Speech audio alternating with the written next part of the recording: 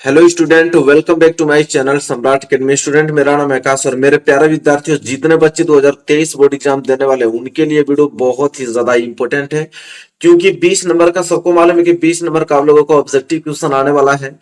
पूरा इसमें जितना आपका फिजिक्स है, केमिस्ट्री है, बायो है, ठीक है, इन्वायरमेंट है, ठीक है, आपका पर्यावरण, इसे पूरे किताब का, पूरे के पूरे चैप्टर का हमने महत्वपूर्ण प्रश्न लिया है। पूरे किताब का मैं बात करूं तो ठीक है, और इससे बाहर एक भी प्रश्न बाहर जाने वाला नहीं है। तो मेरे प्यारे विद्यार्थी, वीडियो को तो लाइक कर दीजिए आप, ठीक है। बहुत ही काफी लिखने में टाइम लगा है। टोटल में लगभग 50 क्वेश्चन बताने वाला हूँ। कम से कम कितने क्वेश्चन? 50 क्वेश्चन आज की वीडियो में आप लोगों के सिर्फ बहुविकल्पीय रहने वाले हैं। इससे बाहर बहुविकल्पीय नहीं पूछा जाएगा और कोई एक भी टॉपिक बाहर से पढ़ना नहीं पड़ेगा आप लोगों को। तो चलिए चलिए चलते हैं पहले क्वेश्चन की तरफ। और चैनल पे नए हैं तो चैनल को सब्सक्राइब कर लीजिए। डेली वीडियोस आपको हर एक सब्जेक्ट की मिल रही है। पहला प्रश्न क्या है, ध्यान से पढ़ना है आप लोगों को, ध्यान समझना है। कह रहा है कि Fe2O3 plus 2Al gives Al2O3 plus 2Fe। अब ये आपको रिएक्शन दे दिया ऊपर और लिखा है कि ऊपर दी गई जो अभिक्रिया है, रिएक्शन है, वो किस प्रकार की है। अब आपको दिमाग लगाना है कि संयोजन अभिक्रिया हो सकता है, कि द्विविस्थापन अभिक्रिया हो सकता है, कि वियोजन अभिक्रिया हो सकता है, कि विस्थापन अभिक्रिया हो सकता है। और सबका नॉलेज रहेगा तभी तो आप छाट पाओगे। तो हमको तो साफ साफ एक चीज दिख रहा है भाई, कि यहाँ पे देखिए आयरन है और यहाँ पे आपका क्या है, ऑक्सीजन है। इसमें आयरन और ऑक्सीजन है, मतलब फेरस ऑक्साइड बना है। चलिए देखते हैं पहला प्रश्न। देखिए पहला प्रश्न क्या है कि Fe2O3 plus 2Al gives Al2O3 plus 2Fe। ठीक है, कह रहा है कि ऊपर दी गई जो अभिक्रिया है, रिएक्शन है, वो किस प्रकार की रिएक्शन है। संयोजन अभिक्रिया की, द्विविस्थापन अभिक्रिया, वियोजन अभिक्रिया की विस्थापन अभिक्रिया। ठीक है, हम लोगों को बताना है। हालांकि साफ साफ एक चीज देख रही है कि विस्थापन अभिक्रिया है। अब आप सोचोगे कि सर ऐसा कैसे बता दिए विस्थापन अभिक्रिया है। विस्थापन अभिक्रिया इसलिए है क्योंकि देखिए यहाँ पे जो एल्युमिनियम है ना, वो लोहा से अधिक अभिक्रियाशील है। तो एल्युमिनियम जब लोहा से विक्रिया किया तो उसके यौगिक में से लोहा को देखिए यहाँ पे अलग कर दिया और ऑक्सीजन के साथ यह अभिक्रिया करके बना दिया Al2O3। ठीक है, तो यहाँ विस्थापन अभिक्रिया है कि नहीं, मतलब अधिक अभिक्रियाशील वाला तत्व कम अभिक्रियाशील वाले तत्व को उसके ही यौगिक में से उसको क्या कर देता है, विस्थापित कर देता है। यह आप लोगों का नियम होता है विस्थापन अभिक्रिया का। ठीक है, चलिए आगे प्रश्न बात करते हैं। प्रश्न नंबर दूसरा, बहुत सारा प्रश्न करना है ना। प्रश्न नंबर दूसरा, श्याम श्वेत फोटोग्राफी में प्रयुक्त होता है। चलिए बताइए कि श्याम श्वेत फोटोग्राफी में क्या प्रयुक्त होता है। ठीक है, मैं आपको ऑप्शन बोलता हूँ। AgCl, PbNO3 ट्वाइस, कि FeSO4 की CaCO3। बताइए, जो श्याम आपका श्वेत फोटोग्राफी है उसमें क्या प्रयुक्त होता है। सबको मालूम है क्या प्रयुक्त होता है, AgCl होता है। ठीक है, AgCl होता है। आगे अगर हम बात करते हैं तो देखिए अगला प्रश्न। चलिए देखिए अगला प्रश्न क्या है, इंपॉर्टेंट प्रश्न है। ठीक है, कह रहा है कि एक भूरे रंग का चमकदार तत्व है। एक भूरे रंग का चमकदार तत्व आपका क्या है, यक्स है, को वायु की उपस्थिति में गर्म करने पर वह काला हो जाता है। इस तत्व का नाम लिखिए। कह रहा है कि कोई ऐसा तत्व है इन चार ऑप्शनों में से जिसका नाम यक्स है और चमकदार तत्व है। उसको जैसे वायु की उपस्थिति में उसे हम क्या करते हैं, गर्म करते हैं, तो वो क्या हो जाता है, काला हो जाता है। कौन सा तत्व है, कापर है कि जिंक है कि सल्फर है, कि इनमें से कोई नहीं है। सबको मालूम हो कौन सकता है भाई, कापर ही तो है। कापर को जैसे देखिएगा आप, कापर को जैसे जलाओगे आप ना, तो देखिएगा वो काला हो जाता है। क्या हो जाता है, काला हो जाता है। ठीक है, चलिए आगे हम बात करते हैं अगले प्रश्न की तरफ। देखिए अगला प्रश्न क्या है, अगला प्रश्न दिख रहा है आप लोगों को। H2SO4 के जलीय विलयन का पीएच मान है। देखिए कह रहे हैं यहाँ पे H2SO4 के जो जलीय विलयन है उसका पीएच मान क्या है। बहुत ज्यादा इंपॉर्टेंट प्रश्न है। शून्य है, 7 है, 7 से कम है, कि 7 से अधिक है, बताना है आप लोगों को। H2SO4 का जलीय विलयन का पीएच मान कितना होता है। ठीक है, तो मेरे प्यारे विद्यार्थी क्या हो जाएगा, 7 से कम। कितना होता है, 7 से कम होता है। ये बात याद रखिएगा। ठीक है, इंपॉर्टेंट प्रश्न है। अगला प्रश्न की तरफ बढ़े और अगला प्रश्न देखें तो अगला प्रश्न यहाँ पे मिलेगा आप लोगों को कि एक विलियन नीले लिटमस को लाल कर देता है, इसका पीएच मान होगा। अब समझिएगा आप, करा नीले लिटमस को लाल करता है। देखिए नीले लिटमस को क्या करता है, लाल कर देता है। इसका पीएच मान होगा 6, 7, 8 की 10 होगा। ठीक है, तो एक विलियन नीले लिटमस को लाल कर देता है, इसका पीएच मान कितना होता है। तो इसका जो पीएच मान होगा वो होगा 6, क्योंकि नीले लिटमस को लाल करने की विक्रिया होती है अम्ल में, किसमें, अम्लीयता में। अम्ल क्या होता है, 7 से कम, ठीक है, 7 से कम होता है तो यही ना होगा। 8 तो होगा नहीं, क्योंकि 7 से ज्यादा है, 10 भी नहीं होगा, 7 नहीं होगा, 7 तो उदासीन होता है, ठीक है। अम्ल जो होता है 7 से कम होता है। अम्ल ही क्या करता है, नीले लिटमस को लाल कर देता है, ठीक है। चलिए इस तक कंफर्म रखिएगा, कोई दिक्कत नहीं है। आगे बात करते हैं। यह प्रश्न बहुत ज्यादा इंपॉर्टेंट है, बहुत बार एग्जाम में आ चुका है, इस पे आईएमपी आप लिख दीजिए तो बेहतर है, ठीक है। इस पे आप इंपोर्टेंट जरूर से लिख दीजिए। प्रश्न क्या है कि शुद्ध जल का पीएच मूल्य है, बताना है कि जो शुद्ध जल है उसका पीएच मान कितना होता है, ठीक है। तो शुद्ध जल का पीएच मान 0, 1, 7 की 14 होता है, बताइए। तो शुद्ध जल का पीएच मान 7 होता है, सबको मालूम, क्योंकि शुद्ध जो जल होता है ना वो उदासीन होता है। तो शुद्ध जल उदासीन, तो इसलिए उसका पीएच मान 7 ही तो होगा। चलिए आगे बढ़ चलते हैं अगले प्रश्न की तरफ, और प्रश्न नंबर 7 की तरफ। चलिए अगला प्रश्न देखिए, क्या अगला प्रश्न है कि दावन सोडा का रासायनिक सूत्र है। तो दावन सोडा का रासायनिक सूत्र क्या है, NaHCO3 NO2CO3 10H2O CaOCl2 की NaOH। बहुत ज्यादा इंपॉर्टेंट, बताइए। धावन सोडा का रासायनिक सूत्र होता है, ठीक है। धावन सोडा का रासायनिक सूत्र होता है ऑप्शन नंबर बी, ठीक है। क्या होगा, सोडियम कार्बोनेट होता है, क्या होता है, सोडियम कार्बोनेट। और जल के 10 अणु रहते हैं उसमें, ठीक है। तो Na2CO3 10H2O होगा, ठीक है। चलिए आगे बात कर लेते हैं, अगला प्रश्न नंबर 8वां। कह निम्न में से कौन सी धातु अम्ल से हाइड्रोजन विस्थापित नहीं करती है। अब यहाँ पे कह रहा है कि कौन सा ऐसा धातु है जो अम्ल से क्या करेगा, हाइड्रोजन को विस्थापित नहीं करेगा। तो हाइड्रोजन को विस्थापित वही नहीं करेगा जो कि हाइड्रोजन से कम अभिक्रियाशील होगा। अधिक अभिक्रियाशील वाला तत्व तो हाइड्रोजन को विस्थापित कर देता है। तो अब हम यहाँ पे चेक करेंगे कि हाइड्रोजन से कम अभिक्रियाशील वाला तत्व कौन है इसमें। तो देखिए यहाँ पे आपका लोहा ये अधिक है, जिंक भी अधिक होता है, मैग्नीशियम भी अधिक होगा, बच गया कापर। कापर जो हाइड्रोजन से कम अभिक्रियाशील है, इसलिए अम्ल से हाइड्रोजन को विस्थापित नहीं करेगा, ठीक है। कंफर्म है आप लोग। चलिए आगे हम बात करते हैं अगले प्रश्न की ओर। अगला प्रश्न देखिए इंपोर्टेंट है, क्या है, कह रहा लेड नाइट्रेट का रासायनिक सूत्र है। लेड नाइट्रेट का रासायनिक सूत्र क्या होता है।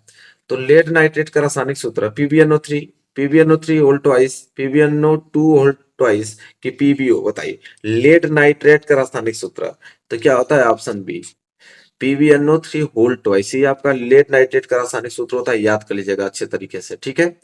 चलिए आगे अगर हम बात कर लेते हैं, तो अगला प्रश्न आप लोगों का आता है कि ताम्र ग्लास का रासायनिक सूत्र है। कह रहा है कि ताम्र ग्लास, क्या पूछा है कि जो ताम्र ग्लास है उसका रासायनिक सूत्र क्या होता है, Cu2S, Cu2O, CuFeS2, CuCO3। तो ताम्र ग्लास का रासायनिक सूत्र जो होता है वो होता है Cu2S, क्या होता है, Cu2S होता है, ठीक है, याद रखिएगा, बहुत ज्यादा इंपॉर्टेंट है, ठीक है। आगे अगर हम बात करते हैं तो अगला प्रश्न देख लीजिए, क्या है अगला प्रश्न नंबर, ये तो आपका था 10वां। प्रश्न नंबर 11 की तरफ आइए। कह रहा है कि कार्बन परमाणु की संयोजकता है, तो सबको मालूम होना चाहिए कि जो कार्बन परमाणु की संयोजकता होती है वो क्या होती है, ठीक है। 2, 3, 4, 6, तो 4 होता है भाई। कार्बन परमाणु की संयोजकता कितना होता है, 4, क्योंकि कार्बन का परमाणु भाग जो का परमाणु क्रमांक होता है वो 6 होता है पूरा टोटल। तो पहला कोष में 2 और दूसरे कोष में 4, जो लास्ट कोष में बच जाते हैं वही तो आपके क्या कहलाते हैं, संयोजकता कहलाता है, ठीक है। चलिए अगर हम बात करें प्रश्न नंबर 12 की तरफ। प्रश्न नंबर 12 देखिए क्या है, कह रहा है कि एसिटिक अम्ल का IUPAC नाम, बहुत ज्यादा इंपॉर्टेंट प्रश्न है, ठीक है, इंपॉर्टेंट प्रश्न, इसको याद कर लीजिएगा। एसिटिक अम्ल का IUPAC नाम बताना है। एसिटिक अम्ल होगा तो अब एसिटिक अम्ल का IUPAC नाम, एसिटिक अम्ल कभी नहीं हो पाएगा। एथेनोइक अम्ल, मेथेनोइक अम्ल, प्रोपेनोइक अम्ल, बताइए क्या है इसका राइट आंसर, कि एसिटिक अम्ल का IUPAC नाम बताना है, ठीक है। एथेनोइक अम्ल होता है, बात है जो क्लियर, क्या होता है, एथेनोइक अम्ल है। अब प्रश्न नंबर 13 जो है ना, मैंने बहुविकल्प नहीं लिया है, ये इंपॉर्टेंट टॉपिक लिया है, इस पे आप लोग ध्यान रख लीजिएगा। इसके बाद 14वां बहुविकल्पी है, क्या है, यहाँ पे पूछता है आप लोगों का कि यहां से प्रश्न बनता है कि प्रोपेनॉल का जो सूत्र होता है क्या होता है, पूछता है। एक प्रोपेनॉल का था, क्या हो जाएगा, C3H7OH। प्रोपेन का क्या होता है, तो C3H8। प्रोपेनॉल का क्या होता है, C3H6O, ठीक है। इसके बाद एल्केनो, एल्केनो का क्या होता है सूत्र, तो CnH2n+2। इस पे जितने भी आपके सूत्र बनेंगे सब एल्केनो कहलाएंगे। एल्कीन का क्या होता है, C2H4, ठीक है। एल्काइन का क्या होता है C3H4। फॉर्मेल्डिहाइड का क्या होता है HCHO। तो यह टॉपिक आप लोगों को क्लियर होना चाहिए, यहां से जरूर आपको पूछा जाएगा, ये बात मैं आपको 100% बता देता हूँ। यहाँ से एक प्रश्न या दो प्रश्न जरूर यहाँ से निकल के आएंगे 2023 बोर्ड एग्जाम में, मेरा वादा है। हाँ, बस इस टॉपिक को ध्यान रखिएगा, ठीक है। चलिए अगला प्रश्न बढ़ते हैं और अगला प्रश्न देखते हैं। अगला प्रश्न 14 है। क्या बोल रहा है अगला प्रश्न? अगला प्रश्न देखिए क्या है, कह रहा है कि क्षारीय धातुएं हैं, ठीक है। अब इसमें से आपको बताना कि क्षारीय धातु कौन है, ठीक है, बताइए। यहाँ पे देखिए पहला ऑप्शन हो जाएगा आप लोगों का बेरिलियम, मैग्नीशियम, कैल्शियम, ठीक है। फिर आपका हो जाएगा यहाँ पे, फिर हो जाएगा आपका क्या, लिथियम, सोडियम, पोटेशियम। इसके बाद यहाँ पे हो जाएगा आप लोगों का बोरान, एल्युमिनियम, ठीक है। और यहाँ पे हो जाएगा गैलियम, ठीक है। इसके बाद आपका कैल्शियम हो जाएगा, फिर आपका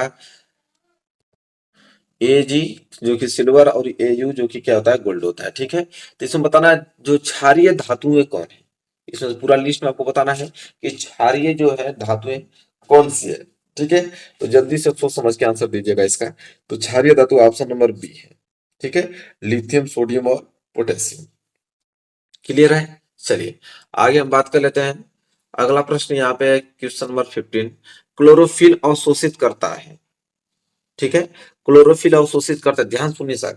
पत्तियों में जो क्लोरोफिल पाया जाता है वो किसको अवशोषित करता होगा? जल को, खनिज लवण को, प्रकाश ऊर्जा को, ऑक्सीजन को। सबको मालूम है कि पत्तियों में भोजन बनता है, अब भोजन बनता है तो भाई प्रकाश की ऊर्जा को करता होगा, बात ये क्लियर है भाई, ठीक है।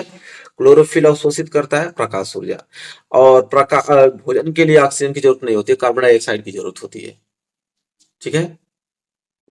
क्लियर है यहाँ से। तो क्लोरोफिल अवशोषित करता है, तो क्लोरोफिल प्रकाश ऊर्जा को अवशोषित करता है, किसको? प्रकाश ऊर्जा को अवशोषित करता है। यहां तक चीजें क्लियर है, आपको कोई डाउट नहीं होना चाहिए, बिल्कुल। चलिए अगला प्रश्न बढ़ते हैं। अगला प्रश्न जो है प्रश्न नंबर 16 क्या है कि स्वपोषी पोषण के लिए आवश्यक है। अब यहाँ पे आप लोगों को ध्यान देना है कि स्वपोषी पोषण के लिए आवश्यक क्या है, ठीक है। तो कार्बन डाइऑक्साइड तथा जल, क्लोरोफिल, सूर्य का प्रकाश और उपयुक्त सभी।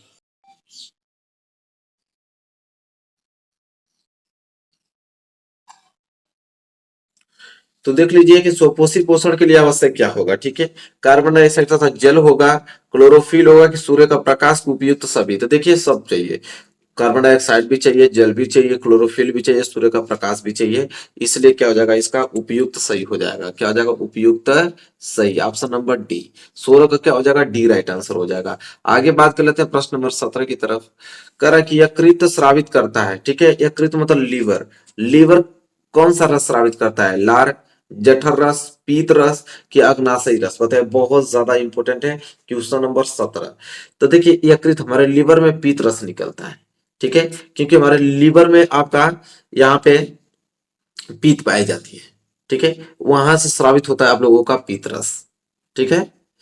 तो यकृत स्रावित करता है पीत रस, यहाँ पे कोई डाउट नहीं होना चाहिए, आप लोगों को बिल्कुल क्लियर होना चाहिए, ठीक है। ये प्रश्न नंबर आप लोगों का 17 है। आई होप आपको क्लियर हो गया होगा। 18 प्रश्न की तरफ बढ़ते हैं। देखिए प्रश्न नंबर 18 क्या है, ठीक है। यह है, निम्न में से कौन ऊर्जा का सिक्का या मुद्रा के रूप में जाना जाता है? तो बताइए आप कि ऊर्जा की मुद्रा किसे कहते हैं, ठीक है। करेंसी ऑफ एनर्जी, ठीक है, एनर्जी ऑफ करेंसी जिसे आप कह सकते हो। ऊर्जा की मुद्रा चाहे ऊर्जा का सिक्का किसे कहते हैं? DNA, RNA, ATP, chlorophyll. सबको मालूम है जो लोग ऊर्जा प्राप्त करते हैं एटीपी के रूप में प्राप्त करते हैं, किसके? एटीपी के रूप में। इसलिए ऊर्जा का मुद्रा में किसको कहते हैं? एटीपी का, ठीक है। और एक होता है ऊर्जा का घर, अभी मैं बता देता हूँ। ऊर्जा गृह क्या होता है? ऊर्जा गृह किसे कहते हैं? तो ऊर्जा का घर कहते हैं हम डीएनए को, और ऊर्जा का मुद्रा कहते हैं एटीपी को। याद है, कंफर्म, ठीक है। इसमें भूलिएगा मत कि ऊर्जा गृह किसको कहा जाता है? डीएनए को, और ऊर्जा की मुद्रा या ऊर्जा का सिक्का एटीपी को। यहां से दोनों प्रश्न आ सकते हैं, ठीक है। चलिए अगला प्रश्न है। अगला प्रश्न यह है, हीमोग्लोबिन महत्वपूर्ण भूमिका निभाता है उत्सर्जन में, श्वसन में, पाचन में कि वृद्धि में? बताइए। कह रहा है कि हीमोग्लोबिन महत्वपूर्ण भूमिका निभाता है। तो भाई हीमोग्लोबिन जो है महत्वपूर्ण भूमिका श्वसन में निभाता है, ठीक है। श्वसन में सांस लेने वाली बात नहीं कर रहा हूं, श्वसन का होता है कि जो भोजन पहुंचाता है, ठीक है।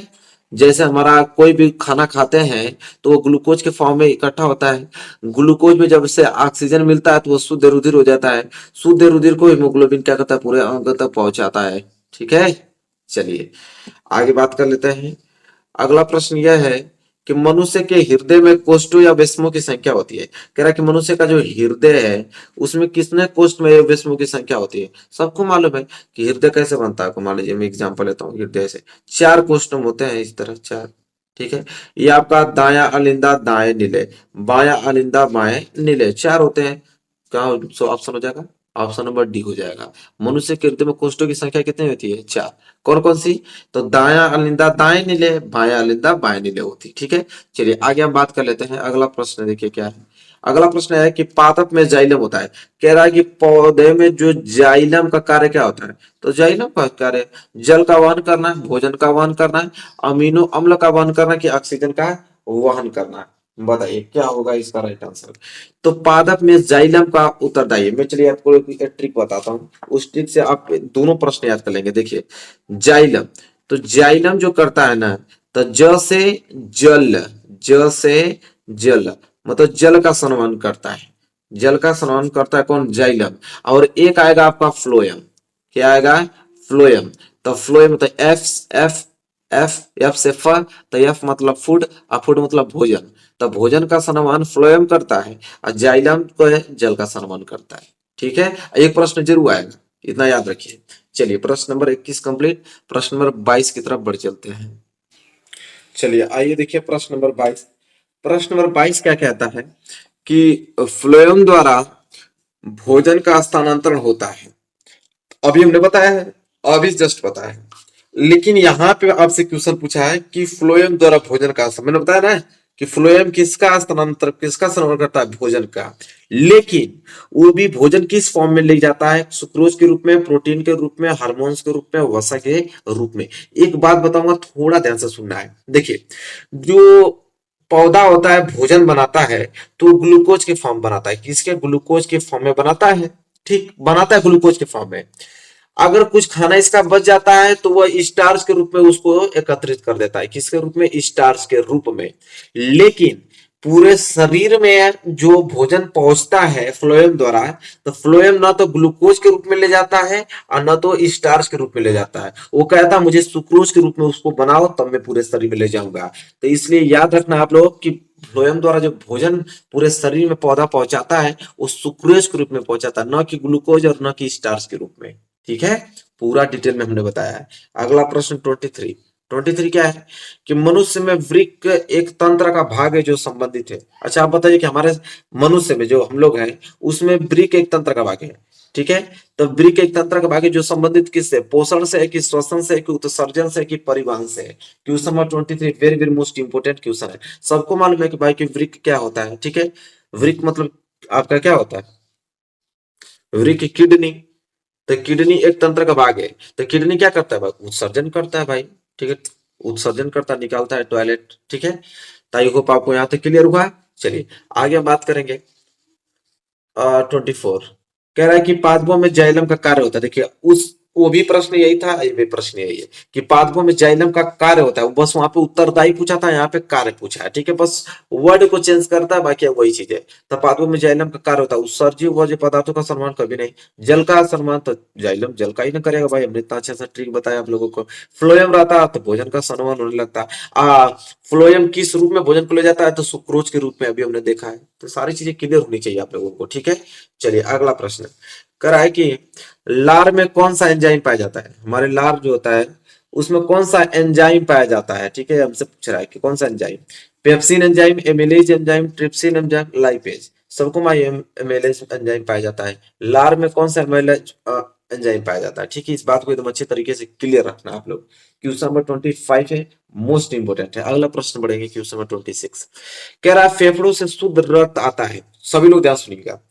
जो फेफड़ा है ना, तो फेफड़े से शुद्ध रक्त आता है बाएं अलिंद में, दाएं अलिंद में, बाएं नीले में, दाएं नीले में। हमने एक चीज, 4 चीज आप लोगों को बताया था, इस तरह 4 चीज होता है। ठीक है, हमने बताया था कि ये आपका दाया अलिंद, ये आपका बाया अलिंद, या दाया नीले, ये आपका बाया नीले होता है। ठीक है, सभी लोग याद रखिएगा।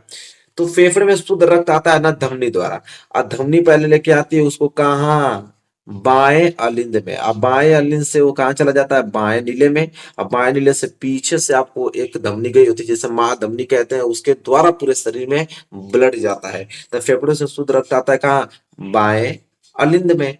बात खत्म। 26 का पहला ऑप्शन सही हो जाएगा। कितना क्लियर है। चलिए आगे हम बात कर लेते हैं। कह रहा है कि वही अशुद्ध पूछ देता, समझिए अभी। कहता कि अशुद्ध रक्त कहां से आता है भाई, तो कहा दाएं अलिंद में। ठीक है, चलिए अगला प्रश्न देखते हैं। निम्न में से कौन मानव में मादा जनन तंत्र का भाग नहीं है। अब आपको बताना है कि मादा जनन तंत्र का भाग नहीं है कौन, अंडाशय, तो अंडाशय तो होगा ही भाई मादा में। गर्भाशय भी होता है, शुक्रवाहिका यही नहीं होता है भाई। डिंबवाहिनिया शुक्रवाहिका मादा जनन तंत्र का भाग नहीं है। बाकी गर्भाशय भी होता है, डिंबवाहिनिया भी होता है, अंडाशय भी होता है। सबको क्लियर होना चाहिए बिल्कुल, इस बात को तो आप लोग समझ रहे हैं। चलिए अगला प्रश्न देखते हैं। प्रश्न नंबर आपका 28। अब मोस्ट इंपोर्टेंट है, देखिए ये प्रश्न पूछ रहा है ना कि डीएनए पाया जाता है। डीएनए कहाँ पाया जाता है भाई, कोशिका द्रव्य में होता है कि केंद्रक द्रव्य में कि केंद्रिका में कि केंद्रक में होता है, बताइए। 28 वेरी मोस्ट इंपोर्टेंट। सबको मालूम है डीएनए कहाँ पाया जाता है, केंद्रक में पाया जाता है। बिल्कुल कहाँ पाया जाता है, केंद्रक में पाया जाता है डीएनए। चलिए आई होप आपको क्लियर हो गया होगा अच्छी तरीके से। इसी के साथ हम बढ़ेंगे अगले क्वेश्चन की ओर, क्वेश्चन नंबर 29 की तरफ। चलिए देखिए क्वेश्चन नंबर 29 क्या है। क्वेश्चन नंबर 29 है कि मुकुलन पाया जाता है, मुकुलन पाया जाता है प्लेनेरिया में, हाइड्रा में, लेशमानिया की इनमें से कोई नहीं। अब मुकुलन पाया जाता है, आप लोग सोचिए। तो मुकुलन पाया जाता है हाइड्रा में। जो लोग पढ़े हुए तुरंत बता देंगे कि मुकुलन कहाँ पाया जाता है, हाइड्रा में। इसका कंसेप्ट चलता है, मैं आप लोगों को पढ़ाता, लेकिन हालांकि समय यहाँ पे बहुत कम है ना, तो सब कुछ डिटेल में ले जाता है। मुकुलन पाया जाता है हाइड्रा में पाया जाता है। ठीक है, अगला प्रश्न देख लेते हैं। 30वां प्रश्न। 30वां प्रश्न क्या है कि मेंडल अपना प्रयोग निम्न में से किस पौधे पर किया था। सबको मालूम भाई, पपीता, आलू, मटर, अंगूर। तो मेंडल ने किस पौधे पे, मटर पे किया था उन्होंने। ठीक है, आनुवंशिकता नियम उन्होंने सिद्ध किया था। ठीक है, किस पौधे पर, मटर पे। चलिए अगला प्रश्न। मानव में गुणसूत्रों की संख्या होती है, बताइए। मानव में गुणसूत्रों की संख्या कितना होता है, 42, 44, 46 की 48। बताइए, मोस्ट इंपोर्टेंट क्वेश्चन। ये तो आंसर सबका आना चाहिए भाई कि मानव में गुणसूत्रों की संख्या 46 होती है। ठीक है, कितनी होती है, 46। चलिए आगे बात कर लेते हैं। 32 मोस्ट इंपोर्टेंट क्वेश्चन 32, ध्यान दीजिएगा। कह रहा है कि विकास के अगर हम दृष्टिकोण से देखें तो विकास के दृष्टिकोण से मानव से, किससे, मनुष्य से सबसे निकटवर्ती कौन है विकास की दृष्टि से देखा जाए तो, बंदर, चमगादड़, खरगोश की चिंपैंजी। सबको मालूम है कि चिंपैंजी, इसमें कोई सोचने वाली बात ही नहीं भाई। विकास के दृष्टिकोण से देखा जाए तो मानव सबसे जो निकट है वो चिंपैंजी है। ठीक है, बिल्कुल मानव के जैसे ही लगते हैं। चलिए आगे बात कर लेते हैं। 33 क्या है, निम्नलिखित में कौन सा जीन प्रारूप शुद्ध गोल बीजों को प्रकट करता है। बताना है कौन सा ऐसा जीन इसमें प्रारूप है जो किसको प्रकट करता है, तो शुद्ध गोल बीजों को। तो शुद्ध गोल बीजों को कौन करता है, small T T, capital T small T, small T capital T की कैपिटल आर आर। बताइएगा सबसे ज्यादा इंपॉर्टेंट क्या, कौन सा क्वेश्चन है भाई, 33। ठीक है, बताइए क्या होगा इसके लिए राइट आंसर। सबको मालूम है जब आपको शुद्ध गोल बीज पूछ देना तो कैपिटल आर आर होता है, इतना याद रखिएगा। शुद्ध गोल बीज पूछ दे तो। आगे बात कर लेते हैं। अगला प्रश्न है यहाँ पे, जाइगोट के गुणसूत्रों की संख्या होती है। अब हमसे पूछा यहाँ पे कि जाइगोट के गुणसूत्रों की संख्या कितनी होती है, 4x, 3x, 2x की x होता है जाइगोट के गुणसूत्रों की संख्या। तो जाइगोट के गुणसूत्रों की जो संख्या होता है वो होता है 2x। कितना होता है, 2x होता है। चलिए आगे बात करते हैं, बहुत सारा प्रश्न करना है अभी। अगला प्रश्न देखिए। अगला प्रश्न है कि निम्न में से किस माध्यमों में प्रकाश की चाल न्यूनतम होगी। अब बताइए, कितना नॉर्मल क्वेश्चन है। अब हमसे पूछ दिया कि प्रकाश की चाल न्यूनतम मतलब कम होगी, किसमें कम होगी। तो भाई कम उसी में होती है जिसका अपवर्तनांक क्या होता है, ज्यादा होता है। तो हीरा में, जल में, कांच में और किरोसिन में। सबको मालूम है कि यहाँ पे हीरा का अपवर्तनांक सबसे ज्यादा होता है, जल से भी, कांच से भी, किरोसिन से भी। तो हीरा का अपवर्तनांक ज्यादा होता है, तो भाई प्रकाश 40 में कम चलेगी, बात खत्म। कंसेप्ट अपवर्तनांक जिसका कम होता है प्रकाश की चाल उसमें ज्यादा चलती है। ठीक है, चलिए जैसे प्रकाश का कम इन चारों में देखा जाए तो जल में कम है, तो जल में सबसे तेज चलेगी, और हीरा में यहाँ पे कम चलेगी क्योंकि अपवर्तनांक ज्यादा है। चलिए अगला प्रश्न देखिए। अगला प्रश्न बहुत ज्यादा इंपॉर्टेंट, अब तो न्यूमेरिकल आ गया। कह रहा है कि निर्वात में प्रकाश की चाल अगर 3 × 10⁸ मीटर पर सेकेंड है, तो कांच जिसका अपवर्तनांक 1.5, मतलब कांच जो है निर्वात के सापेक्ष अपवर्तनांक 1.5 दिया है, प्रकाश की चाल पूछा है किसमें, कि उस माध्यम प्रकाश की चाल क्या होगी, किसमें, कांच में प्रकाश की चाल पूछ रहा है। निर्वात में प्रकाश की चाल तो दिया ही है। तो सबको मालूम है कि यहाँ पे एक चीज दिया है आप लोगों का, अपवर्तनांक दिया है कांच का, ठीक है। तो ग्लास लिख देते हैं कांच के लिए। तो अपवर्तनांक ग्लास का दिया है निर्वात के सापेक्ष, तो निर्वात को हम यहाँ पे एयर मान लेते हैं, ठीक है। क्लियर है। निर्वात के लिए हम लोग डैश मानते हैं, ये भी आप रखिएगा यहाँ पे डैश। तो इसका फॉर्मूला बनता है कि निर्वात में प्रकाश की चाल, ठीक है, वी डैश निर्वात में प्रकाश की चाल, अब बटे में वी जी कांच में प्रकाश की चाल, ये फॉर्मूला बनता है। तो ये पॉइंट आपको तो दे रखा है, कांच का अपवर्तनांक 1.5 बराबर निर्वात में प्रकाश की चाल भी दे दिया है 3 × 10⁸ मीटर पर सेकेंड। आपको निकालना है वीजी, मतलब कि कांच में प्रकाश का चाल कितना होगा। तो वीजी को ऊपर कर दीजिए, बात खत्म। वीजी बराबर क्या हो जाएगा 3 × 10⁸ मीटर पर सेकेंड, अब बटे में क्या हो जाएगा 1.5। तो 1.5 का भाग देंगे 3 में तो 2 बार जाएगा, तो आ जाएगा 2 × 10⁸ मीटर पर सेकेंड, बात खत्म। कितना नॉर्मल है। तो देखिए दिया है कि नहीं, ऑप्शन में देना तो चाहिए उसे। 2 × 10⁸ ऑप्शन नंबर डी दिख रहा है ना आप लोगों को, देख लीजिए वही चीज है, 2 × 10⁸ मीटर पर सेकेंड है, ठीक है। तो ये हो जाएगा। तो न्यूमेरिकल को ऐसे लगाएंगे। ये प्रश्न नंबर आप लोगों को 36 से क्लियर हो गया। चलिए 34 की तरफ बढ़ चलते हैं। चलिए अगला प्रश्न देखिए 37 36 हो गया था। कह रहा अवतल दर्पण के फोकस पर रखी वस्तु का प्रतिबिंब बनता है। सबको मालूम, चाहे वक्रता केंद्र पर, दर्पण के पीछे, अनंत पर, ध्रुव पर, सबको मालूम है कि अवतल दर्पण में जब फोकस पे रखते हैं तब प्रतिबिंब अनंत पर बनता है, ठीक है।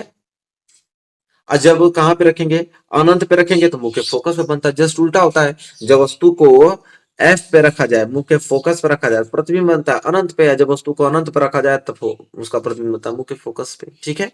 चलिए अगला प्रश्न देखिए क्या है। अगला प्रश्न है कि एक गोलीय दर्पण की वक्रता त्रिज्या 30 सेंटीमीटर। अब वक्रता त्रिज्या 30 सेंटीमीटर, इसकी फोकस दूरी कितना नॉर्मल है। फॉर्मूला होता है यह बराबर r/2। आर की वैल्यू 30 और 30/2 कटेगा तो 15 आ जाएगा। अरे ऑप्शन नंबर बी भाई, कितना सिंपल है, ऑप्शन नंबर बी हो जाएगा 38 का राइट आंसर। चलिए आगे बढ़िए, कितना नॉर्मल क्वेश्चन था। अगला प्रश्न उसी कैटेगरी का है। एक उत्तल दर्पण की फोकस दूरी 10 सेंटीमीटर, दर्पण की वक्रता त्रिज्या, लेकिन ध्यान रहे यहाँ पे बोल दिया है उत्तल दर्पण। अब आप सोचोगे उत्तल दर्पण की फोकस दूरी प्लस होती है कि माइनस होती है, तो उत्तल दर्पण की फोकस दूरी प्लस में होती है, ठीक है। हमसे पूछा वक्रता त्रिज्या, तो यहां से देखिए आर निकालेंगे तो आर बराबर क्या हो जाएगा 2f। आर बराबर क्या हो जाएगा 2f। तो आर बराबर 2 इंटू एफ का वैल्यू कितना दिया है 10, तो 10 दूनी के 20, बात खत्म 20 सेंटीमीटर। चलिए आगे बढ़ते हैं क्वेश्चन नंबर 14 की तरफ। क्वेश्चन नंबर 40 क्या है कि एक गोलीय दर्पण की फोकस दूरी स्मॉल एफ तथा वक्रता त्रिज्या कैपिटल आर में अभिष्ट संबंध है। कौन सा संबंध है, आर बराबर f/2, आर बराबर 2f, आर बराबर f, आर बराबर 4f। सबको अभी हम देखें आर बराबर क्या होता है 2f, तो आर बराबर 2f होता है, एक होता है f बराबर r/2। अगर यहाँ से f की वैल्यू निकाले तो ये ना होगा r/2। तो या तो ऑप्शन में दोनों दे सकता है, या तो कभी कभी ये दे देता है, कभी कभी ये दे दिया है, तो ये देगा तो इसको कर लेंगे, ये देगा तो इसको कर लेंगे। दोनों साथ में नहीं देता, याद रखिएगा। दोनों साथ में देगा तो एक ऑप्शन बना देगा क्या ए सी दोनों सही है, चाहे ये भी दोनों सही है, जब दोनों ऑप्शन देगा तो, ठीक है। तो आर बराबर क्या होता है 2f होता है, इतना याद रखिएगा। मतलब कि वक्रता जो यहाँ पे त्रिज्या है फोकस दूरी की दुगनी होती है, चाहे आप इसको कह देंगे कि फोकस दूरी जो है वक्रता त्रिज्या की आधी होती है, बात खत्म। चलिए प्रश्न नंबर 41 देखते हैं। करा कि सामान्य स्वस्थ आंख के लिए दूर बिंदु होता है। करा कि अगर आपका आंख स्वस्थ है, बिल्कुल आपका आंख स्वस्थ है, तो उसके लिए दूर बिंदु कितना दूर पे वस्तु को रख सकते हैं। तो भाई मेरा आंख अगर स्वस्थ है तो मैं सूर्य को भी देख लेता हूँ, चंद्रमा को भी देख लेता हूँ, तारों को भी देख लेता हूँ। इनकी दूरी यहाँ से कितनी दूरी है, अनंत है, तो बात खत्म। अगर आपका आंख स्वस्थ है तो आपके लिए जो दूर बिंदु होगा वो अनंत तक होगा, ठीक है। चलिए कह रहा है दूर दृष्टि दोष के कारण प्रतिबिंब बनता है। कह रहा है कि अगर आपके आंख में दूर दृष्टि दोष है तो उसके कारण प्रतिबिंब बनता है रेटिना पर, रेटिना के पीछे, रेटिना के आगे, नेत्र लेंस पर। तो जब भी आपको दूर दृष्टि पूछे तो रेटिना के पीछे बनता है, इतना याद रखिएगा। और निकट दृष्टि तो रेटिना के आगे बनता है, इतना इस बात को एकदम क्लियर रखिएगा। दूर दृष्टि दोष के कारण प्रतिबिंब कहाँ बनता है, रेटिना के पीछे बनता है। आइए निकट रहेगा तो रेटिना के आगे बन जाता है। क्लियर है, यहाँ तक प्रश्न आप लोगों को कोई डाउट नहीं होना चाहिए। अगला प्रश्न देखिए क्या है। कह रहा है कि प्रिज्म से श्वेत प्रकाश की किरण के गुजरने पर सबसे अधिक विचलन होता है। कह रहा है कि जब जो आपका प्रिज्म होता है तो प्रिज्म से जैसे श्वेत प्रकाश की किरण जाती है तो सबसे 7 रंगों में विभक्त हो जाता है, सबको मालूम है। तो किस रंग का सबसे अधिक विचलन होता है बताइए।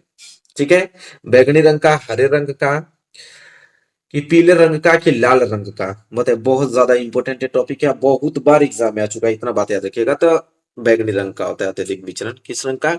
बैगनी रंग का। क्लियर रहेगा, ठीक है, आप लोगों को भूलिएगा मत। अगला प्रश्न हम बात करें तो चलिए चलते हैं 43 था ना, 44 की तरफ। अगला प्रश्न यहाँ पे आपका आ गया 44। क्या है? कह रहा है कि निकट दृष्टि कोण के निवारण के लिए चश्मे में प्रयुक्त करना चाहिए। अब निकट दृष्टि को, एक दूर दृष्टि दोष होता है। अच्छा, उत्तल लेंस, अवतल लेंस, उत्तल दर्पण, अवतल दर्पण। देखिए कभी भी अगर आपकी आंख में दोष है तो आंख में हमेशा लेंस लगता है, दर्पण कभी नहीं लगता है। तो बात खत्म। क्योंकि दर्पण की तरफ एक तरफ पॉलिश की रहती है भाई, तो दिखेगा कैसे आर पार? जब भी होगा तो लेंस होगा। उत्तल होगा कि अवतल होगा, अब आप पे डिपेंड कर रहा है। तो निकट दृष्टि दोष के लिए हम अवतल लेंस का प्रयोग करते हैं। ट्रिक बताऊं, देखिए एक होता है आपका दूर दृष्टि दोष। तो दू दू उ का मात्रा आ रहा है तो इसे याद करिए उत्तल। तब दूर दृष्टि दोष में उत्तल लेंस होगा तो बच गया आपका अवतल लेंस। अवतल लेंस जो होगा निकट दृष्टि में होगा। ठीक है, क्लियर। चलिए इस तरह ट्रिक बना के आपको याद करना है। इसके बाद यह प्रश्न बहुत ज्यादा इंपॉर्टेंट है, बहुत बार एग्जाम में, एक बार नहीं 5-7 बार एग्जाम में आ चुका है। क्या है कि चंद्रमा से देखने पर आकाश दिखाई देता है। करा कि अगर आप चंद्रमा पे खड़े हो और आकाश को देख रहे हो तो आकाश कैसा दिखाई देगा? ठीक है, बैगनी रंग का, नीला रंग का, काला रंग का, सफेद। मैं आपको बताना चाहूंगा कि चंद्रमा से आकाश देखने पर काला दिखाई देता है। बिल्कुल क्या दिखाई देता है? काला, ब्लैक दिखाई देता है। ठीक है, इस बात को क्लियर रखेगा। ये प्रश्न 45 है। अगले प्रश्न की तरफ बढ़ते हैं और अगला प्रश्न देखिए क्या है यहाँ पे। अगला प्रश्न है कि विद्युत का एसआई मात्रक है। सबको मालूम है कि विद्युत का एसआई मात्रक कूलाम, एम्पियर, जूल की ओम होता है। बताइए, वेरी मोस्ट इंपोर्टेंट क्वेश्चन है। विद्युत धारा, धारा को नापते हैं एम्पियर में, बात खत्म। ठीक है, धारा को किसको नापते हैं? एम्पियर में नापते हैं। एसआई मात्रक क्या हो जाएगा? एम्पियर हो जाएगा। इसके बाद प्रतिरोध का मात्रक है। बताइए प्रतिरोध का मात्रक क्या होता है? ओम। ओम प्रति मीटर, ओम मीटर की मीटर प्रति ओम। सबको मालूम है कि प्रतिरोध को किस में नापते हैं, इसमें तो कंफ्यूजन नहीं होना है। ओम, प्रतिरोध हमेशा किस में रहता है? ओम में। ठीक है, चलिए आगे हम बात करते हैं 48 की तरफ। 48 क्या है? कह रहा है कि 1 किलोवाट घंटा में जूल की संख्या होती है। कह रहा है कि 1 किलोवाट घंटा में कितना जूल होता है? 3.6 गुणे 10 पे पावर 3, 3.6 गुणे 10 पे पावर 4, 3.6 गुणे 10 पे पावर 5 की 3.6 गुणे 10 पे पावर 6 होता है। बताइए क्या होगा इसके लिए राइट आंसर? 1 किलोवाट घंटा में पूछता है प्रश्न, बहुत ज्यादा इंपॉर्टेंट है। 1 किलोवाट घंटा में कितना जूल होता है? याद रख लीजिए, अब इसको मार्क लगा लीजिए 48 को। ठीक है, 3.6 गुणे 10 पे पावर 6 जूल होता है। ठीक है, चलिए आगे हम बात कर लेते हैं। अगला प्रश्न देखिए क्या है।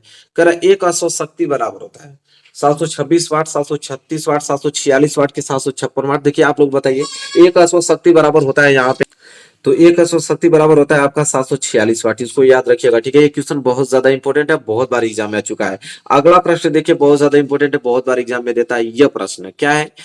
50 लास्ट प्रश्न है, देखिए ध्यान से।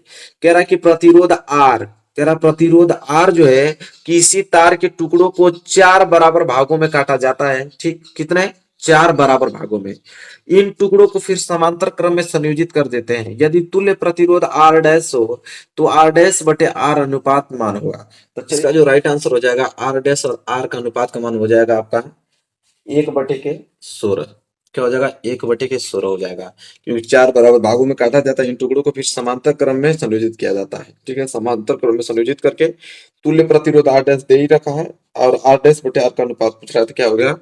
1/16 हो जाएगा। ठीक है, तो मेरे प्यारे विद्यार्थी टोटल 50 क्वेश्चन हमने आप लोगों को बताया। आई होप आपको क्लियर हो गया होगा। वीडियो कैसे लगी बताइए, वीडियो तो अच्छी लगी होगी आप लोगों को। बिल्कुल वीडियो को शेयर कर दीजिए, चैनल पर नया तो चैनल को सब्सक्राइब कर लीजिए। डेली आपको ऐसी वीडियो मिलेंगी। चलिए मिलेंगे नेक्स्ट वीडियो में, तब तक के लिए धन्यवाद।